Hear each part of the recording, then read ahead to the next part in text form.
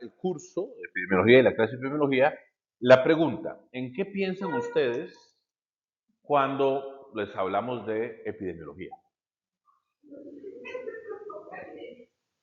Sí, es la palabra que siempre salta, ¿no?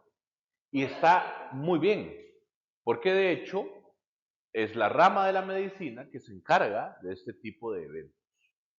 Pero la epidemia solo es una parte, que además es pasajera, porque ni que viviéramos en una constante epidemia, imagínense qué terrible, ¿verdad? De lo que se hace en los procesos de epidemiología. Entonces, hoy vamos a entender el concepto, que es relativamente fácil y rápido, de epidemiología.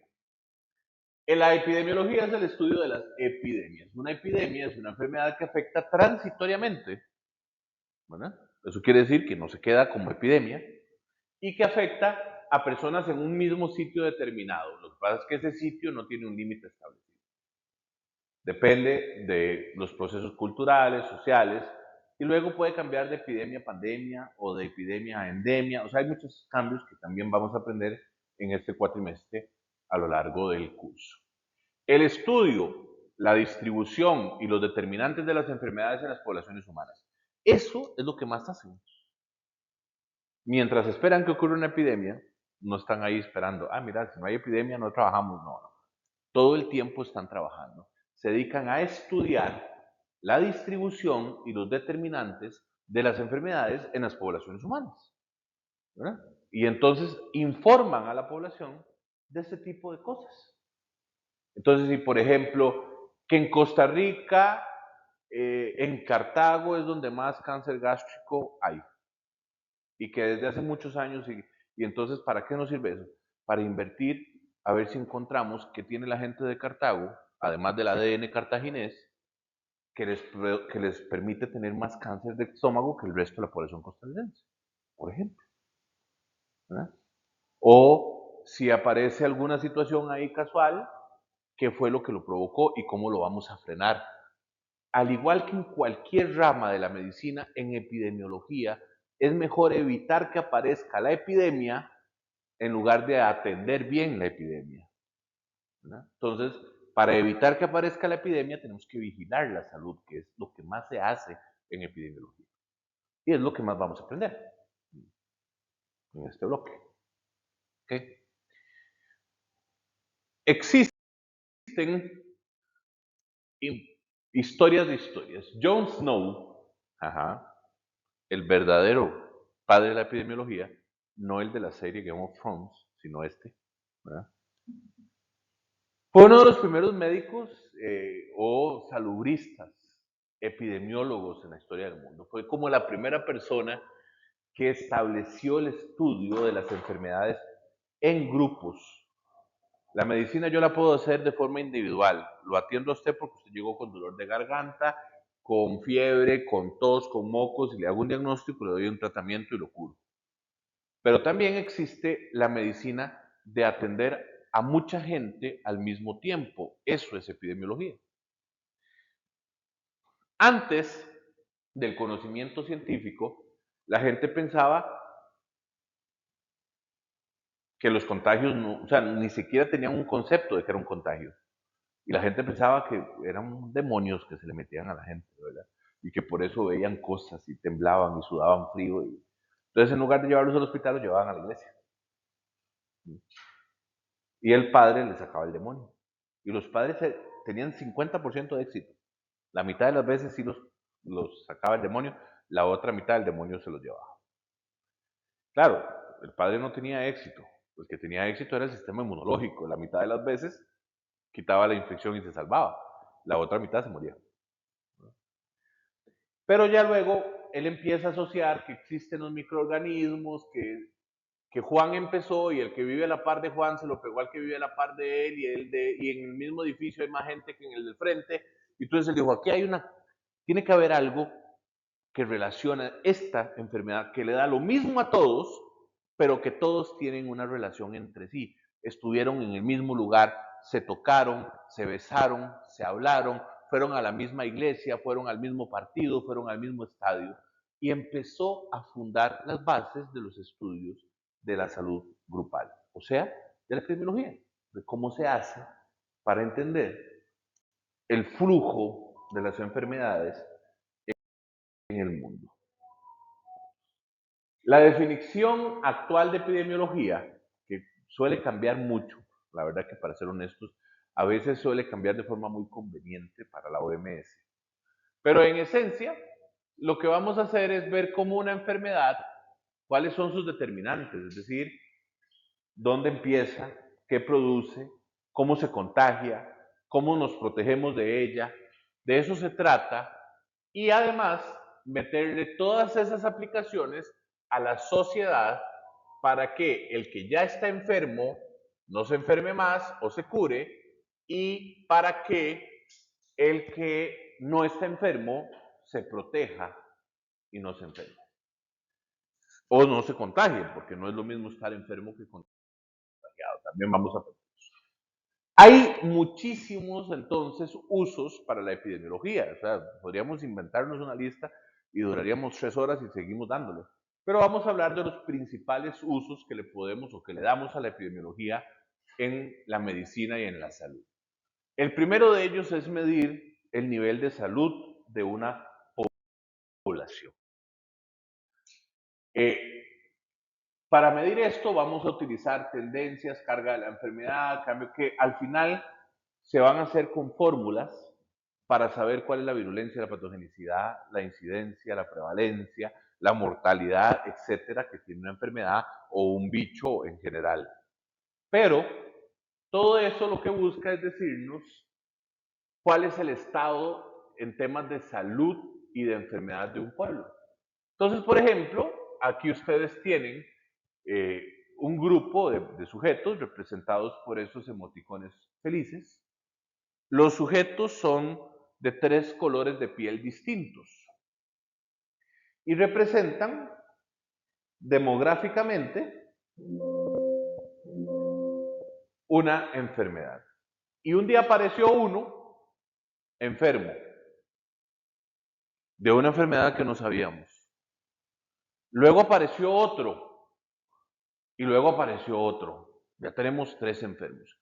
Con solo 3 enfermos en esta pequeña población, yo puedo entender un montón de cosas. ¿Qué entendieron ustedes? ¿Qué me pueden decir de esta enfermedad?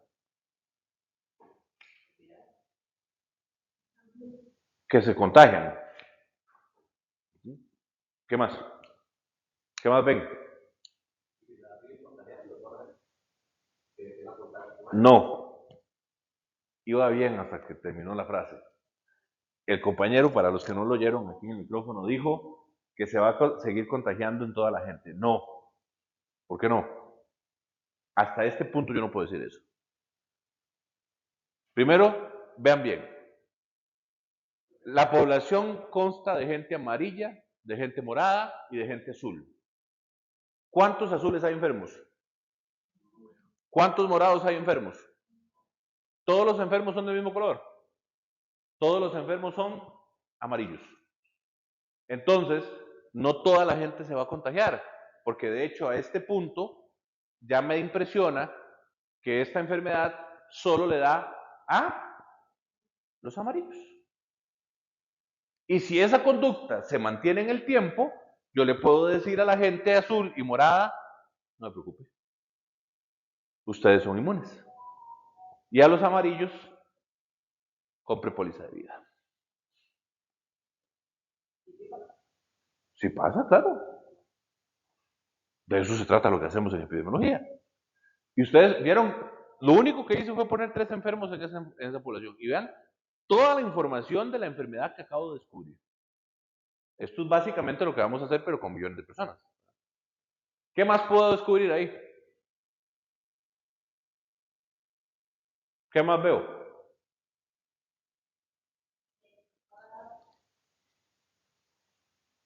Bueno, no hablamos del tiempo, pero lo hice sí, muy rápido. Se propaga muy rápido. O sea que tengo que actuar rápido porque podríamos entrar en un punto en el que ya no la puedo frenar.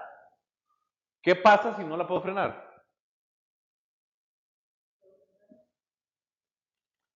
¿Qué va a pasar? Todos enfermos. Todos. Todos los amarillos se van a enfermar. Eso es lo que va a pasar en esta enfermedad en particular. Ahora, si todos los amarillos se enferman, se acabó el problema y ya no la vamos a volver a ver. Entonces, no, si todos los amarillos se enferman, levanto alerta a los azules y a los morados. Porque ¿qué tienden a hacer las bacterias y los virus cuando se comen todos los huéspedes? Cambian de huésped para seguir existiendo. En el momento en el que se acaben todos los amarillos, empiezan a tener más riesgo los de otros colores. Todo eso lo puedo saber en epidemia.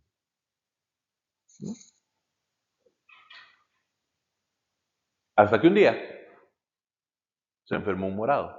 Y ahora las cosas cambiaron, porque ya no tengo que decir que solo los amarillos se enferman. ¿Ahora qué digo? ¿Mm? Que muchos o casi todos los amarillos se enferman, que los azules no se enferman y que los morados se enferman poquito de esta enfermedad. ¿Sí o no? Todo eso puedo decir con estos datos. Y conforme vaya recibiendo más datos, voy a ir teniendo cada vez más y mejor información. Otro dato, talán, se murió el morado. Ahora, ¿qué puedo decir? No, les afecta menos, casi no les da. Entonces ahí vamos a empezar. Epidemiología, chicos. ¿En quiénes se contagia más la enfermedad?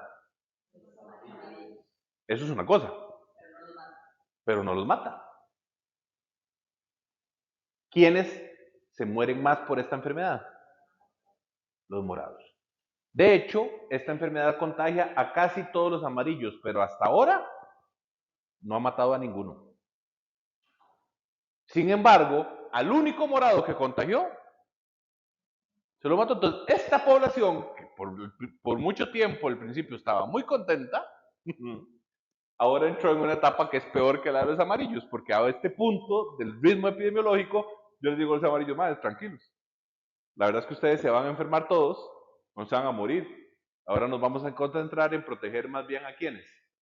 Porque yo guarde un morado se enferme. ¿Por qué? El 100% de los que se han enfermado hasta ahora se han muerto. Es más contagiosa para los amarillos, pero es más mortal dentro de los. Vean todo el montón de información médica que acabo de obtener en un ejercicio de unas cuantas personas. Eso es lo que hacemos en epidemiología a nivel nacional y mundial. Así es como la estudiamos. Claro, esto es una forma muy simple de explicarlo, muy básica, pero de eso se trata. Ese es uno de los principales usos de la epidemiología.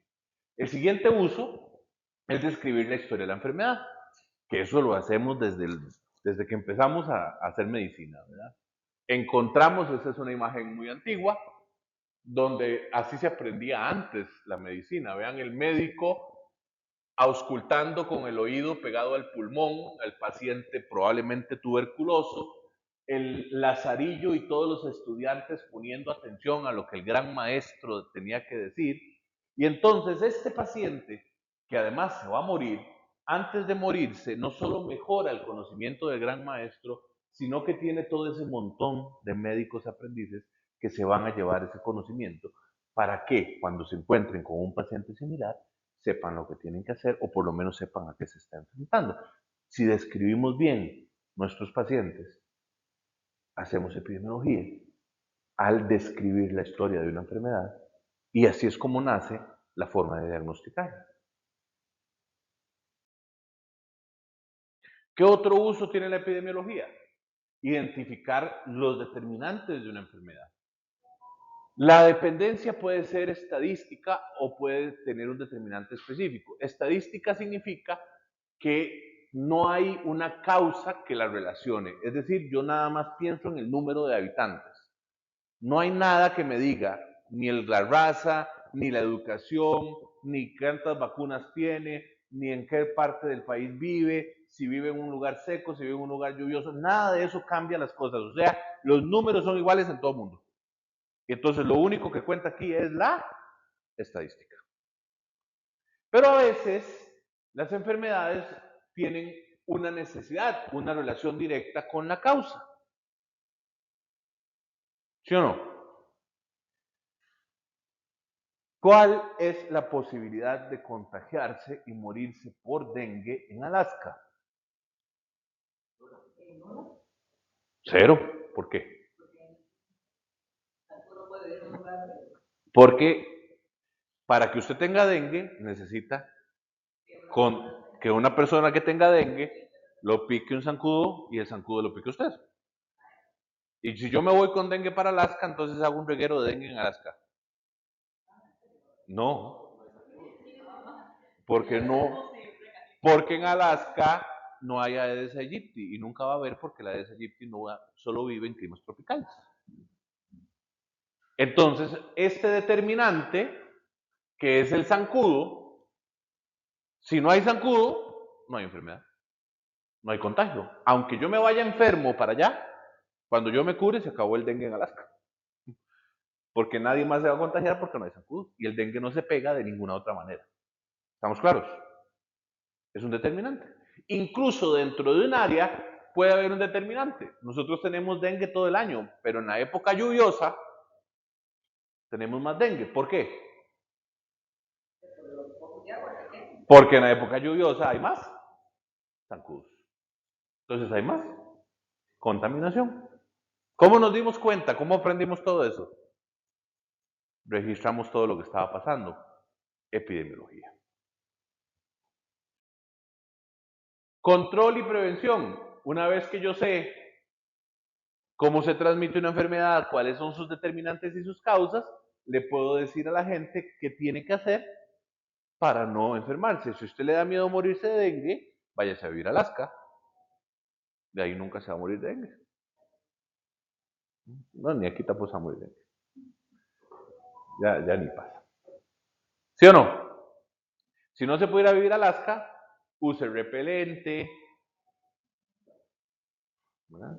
Si nos damos cuenta que un virus se transmite por la vía respiratoria, obligamos a la gente a ponerse mascarilla, etcétera, etcétera. Si nos damos cuenta que una bacteria se nos pega por los alimentos sucios y contaminados, lave la manzana antes de comérsela. No se coma las uvas del supermercado, están sucias.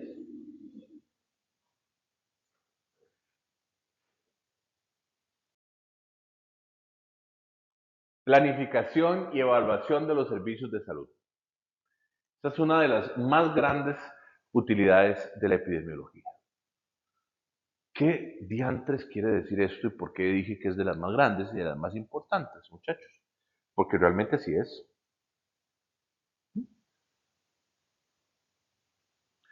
Si este año yo lo registro todo bien, que vamos a aprender cómo se hacen los registros en epidemiología en el mundo, y terminando el año yo me doy cuenta que se me murió un montón de gente por X enfermedad, digamos, inventemos alguna cosa. Este año la causa de muerte más voluminosa que tuvimos fue eh, por meningitis bacteriana, que se transmite así, así, así. Entonces, al yo haber registrado todo bien y al darme cuenta que se me está muriendo la gente por meningitis bacteriana, ¿qué voy a hacer ahora en enero del 2024? ¿Sigo haciendo lo mismo? Ok, entonces ya no se me está muriendo tanta gente de cáncer, ya no se me está muriendo tanta gente de esto. Todas las campañas, todo el dinero y toda la atención médica que le metimos a esas enfermedades tuvo éxito, pero ahora tenemos una nueva preocupante, la meningitis bacteriana. Vamos a reducir ese presupuesto y lo vamos a pasar a meningitis bacteriana. Prevención, tratamiento, curación, vacunas, etcétera, etcétera. Y así es como nos mantenemos sanos todo el tiempo.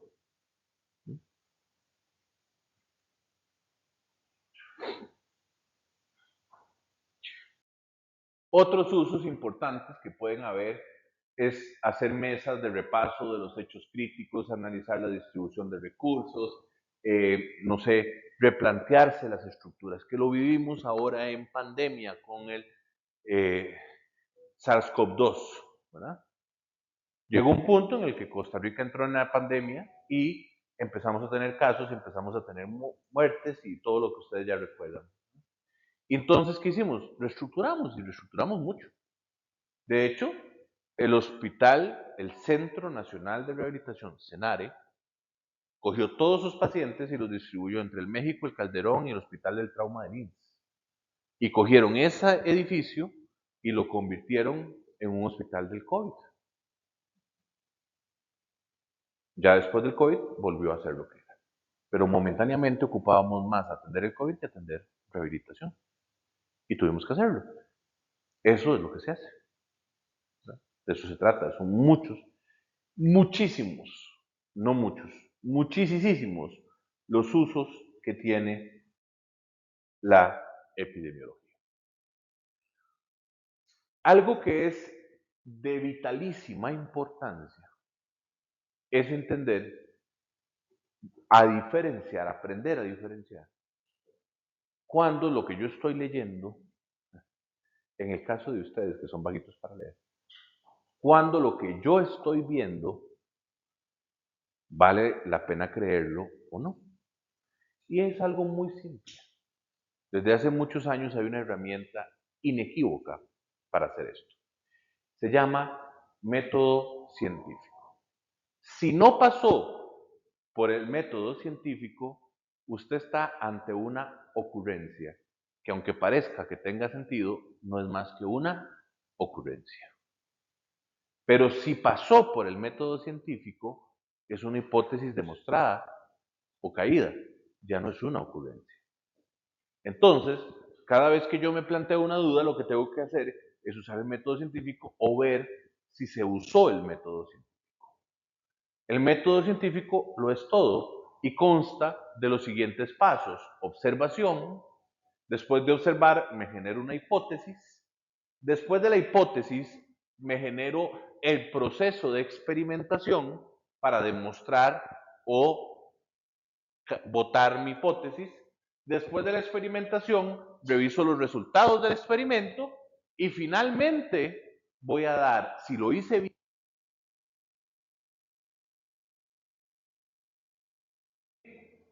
o no.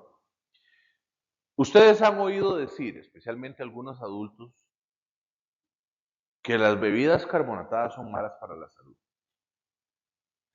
Y que además las que dicen sin azúcar son un engaño. Son más dulces y hasta tienen más calorías. Y que la gente se come ese cuento. ¿Verdad que sí? Y usted podría decir, tal vez es cierto. Y usted se pone a investigar y se da cuenta que se les aplica un método científico, porque esa es una ocurrencia. No hay un método científico de por medio, ¿sí o no?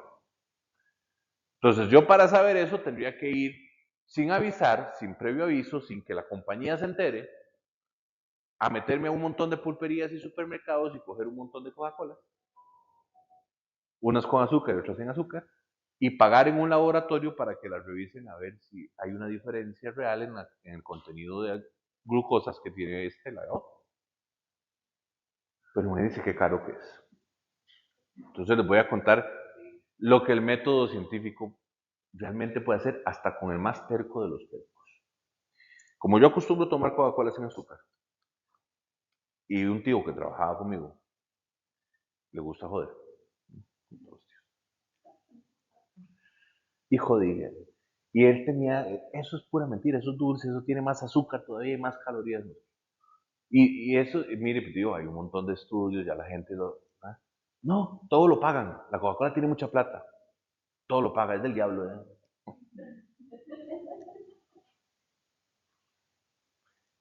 Entonces le digo, bueno, entonces vamos a hacer una cosa. Vamos al súper y nos compramos un par de cocas. Sin decírselo, le enseñé a mi tío el método científico. Fuimos a un jardín. Cogimos las dos Coca-Colas. Hicimos charquitos. Charquito de Coca-Cola sin azúcar, charquito de Coca-Cola con azúcar. A la par, en otro charquito de Coca-Cola sin azúcar. Para que tuviéramos, después van a aprender lo que les voy a decir, doble ciego y demás. Me fui a otro sector del jardín y hice dos charquitos, pero esta vez los dos charquitos eran de Coca-Cola sin azúcar. Y en otro sector del jardín hicimos dos charquitos y esta vez los dos charquitos eran de Coca-Cola con azúcar. Entonces teníamos 4 estaciones. ¿Por qué? Porque primero observamos que existen 2 cocas, ¿verdad? La hipótesis es, nos están engañando. ¿Será que la Coca-Cola sin azúcar en verdad es falsa? Y como mi tío decía que los laboratorios estaban comprados, entonces usamos al mejor científico que un señor de esa edad no puede discutir, las hormigas. Y hicimos un experimento con los charquitos de Coca-Cola. Nos perdimos 2 horas y luego regresamos a tomar notas, o sea, a ver los resultados. En el primer par, el charquito de Coca-Cola con azúcar estaba inundado de hormigas, algunas muertas en el frenesí de azúcar dentro de ella, mientras que justo a la par había otro charco de Coca-Cola sin azúcar y no había ninguna hormiga. Esa mismo lo habíamos hecho más adelante y pasó exactamente lo mismo. El charco de Coca-Cola con azúcar estaba lleno de hormigas y el charco de Coca-Cola sin azúcar no tenía ninguna. Entonces, ya con solo este principio usted dice, entonces es cierto, pero no, yo les puedo decir, sin sesgos, ¿qué tal si lo que pasa es que la Coca-Cola con azúcar tiene un azúcar más atractivo? Para eso hicimos la estación, donde los 2 charcos eran sin azúcar. Y fuimos a ver la estación de los 2 charcos sin azúcar. No había ni una hormiga en ninguno de los charcos, como si fuera agua. Y nos fuimos a ver la estación de los 2 charcos de Coca-Cola con azúcar. Los 2 charcos repletos de hormigas. Entonces, las conclusiones de nuestros resultados son que efectivamente la Coca-Cola sin azúcar no tiene azúcar. A menos de que la Coca-Cola tenga el poder de pagarle también a las hormigas. Y usted no tiene que probar tampoco. No. Nada más se los traigo como ejemplo para que vean lo efectivo que es y lo irrefutable que es el método científico cuando se aplica bien. Esa fue la última vez en la vida que un señor de 70 años mencionó que la Coca-Cola sin azúcar era un engaño. ¿Por qué? Porque el método científico bien aplicado es irrefutable. Y lo que parece una ocurrencia se convierte en una realidad cuando usted lo demuestra. Si no pasa por el método científico, es una ocurrencia. Como la restricción vehicular sanitaria, eso es una ocurrencia. De la que sufrimos, nunca tuvo un método científico y cuando se lo aplicaron dio los resultados opuestos, pero la siguieron aplicando. O sea, porque en verdad, ir al trabajo en bus una vez a la semana era una forma de que usted se contagiara menos. Claro, porque usted en el bus se contagia menos que en su carro, ¿verdad? Supongo, según ellos. Eso era una ocurrencia. Jamás hubo un método científico de por medio. Y cuando lo hubo, ¿qué pasó? La quitaron. ¿Entendido? ¿Sí o no? Observo que algo pasa, me hago una hipótesis, experimento, resultados y conclusiones. Así de fácil, usted sabe si lo que está oyendo y viendo vale la pena o es una ocurrencia. Aunque suene muy bien, no deja de ser una ocurrencia si no se le ha aplicado el método científico.